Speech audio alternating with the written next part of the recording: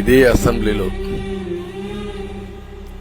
నాకు, మా కుటుంబానికి, మా మిస్సెస్కి జరిగినటువంటి అవమానానికి నా జీవితంలో ఎప్పుడూ బాధపడలా. నా మీద బాంబులతో దాడి చేసినప్పుడు కూడా వీరోచితంగా ఎదుర్కొన్నా. 2003 సెప్టెంబర్, అక్టోబర్ నాకు ఇప్పటికి కూడా జ్ఞాపకం. ఆ రోజు నా మీద బాంబులు చేసినప్పుడు చాలా ఒక పానిక్ రియాక్షన్ లో కూడా నేను భయపడలేదు.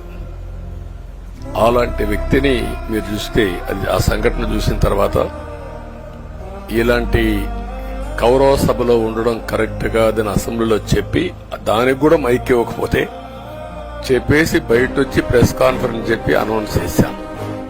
మళ్లీ క్షేత్రస్థాయిలో గెలిచి అసెంబ్లీని గౌరవ సభ చేసి అసెంబ్లీకి ఎంటర్ అవుతానని చెప్పాను.